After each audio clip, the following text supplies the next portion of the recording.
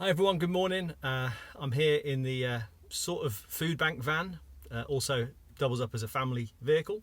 I've got a good bit of donations there from Raglan Road to take to Holy Trinity Church now and just give you a bit of an overview of what's currently happening for us at Smethwick Can, and also what our community response as a church is going to look like in this ever-changing world that we're currently in. So I'll keep you updated and keep you posted.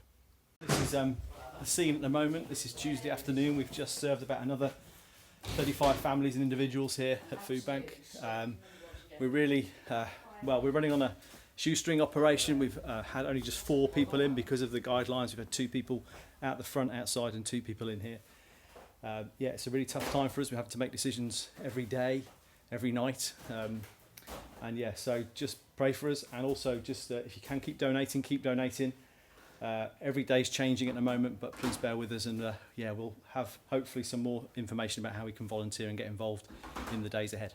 So I have to be honest, we had all sorts of plans for our community response of how we could get out, really help the community, but obviously in the last 48 hours things have changed and are still changing. On Monday night after the Prime Minister spoke, we weren't even sure if we would open as a food bank. We had some late evening meetings online, and we came to the conclusion that we'd ask volunteers to stop at home and ask staff just to go in for now. And yesterday's session, 4 members of staff were able to serve another 30 vouchers. And since last Tuesday, we've served over 130 vouchers, and we've fed in excess of 400 people. On Monday, the library was shut down mid-session as we were doing the pantry. But we have secured some alternative premises at the Brass House Centre. We hope to be open next week just for one session in the week, and just giving chance for those 150 pantry members to have access to fresh and frozen food, and we'll be doing that for free rather than the current fee of £4 that we charge per week. We've sadly had to suspend the cafe, and we can't at this moment safely run the cafe from Raglan Road even as a takeout service, but we are talking to the council and other providers about how our kitchen could be used to prepare meals and to get those out to the local community in possibly some coordinated way using delivery drivers. It's not really our number one priority at the moment, but we will look into that and keep you informed. I'm pretty much in daily conversation with the council about our response and how we can coordinate what we do. And I have permission also with the leaders here and at the Gospel Hall that our venues are here for the community and in any emergency use. And I know that you as a church would fully support us in using our sadly empty places of worship being used to support the most vulnerable. And I have to say, I know that you, our church, are always at the top of the churches who give to Food Bank, and I want to thank you that you continue in your generosity.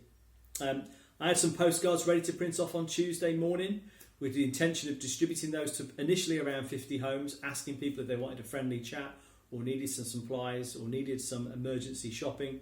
But I'm afraid at the moment we've had to put that on hold as we wait to see the latest developments in terms of whether or not we can actually go out and whether we can actually do that.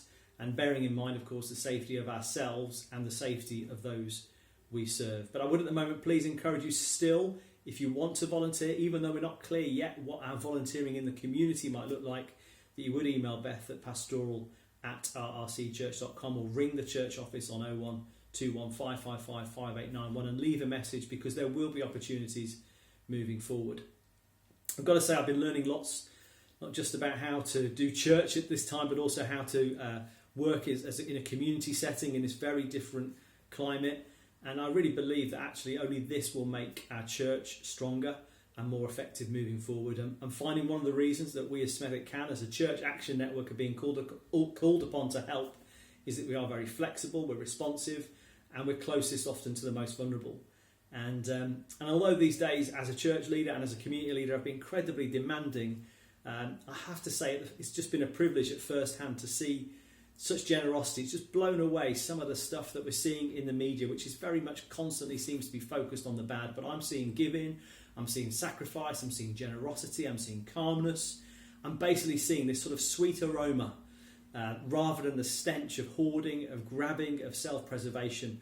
And actually I believe that as a church we are part of the sweet aroma of Christ to our community. And I do want us to do more moving forward, and I do appreciate your prayer, your love, your action in doing this together. So thank you for your time And as I say, keep offering your support, and we will give you more indication of what we can do as things develop over the coming days and weeks. Bless you.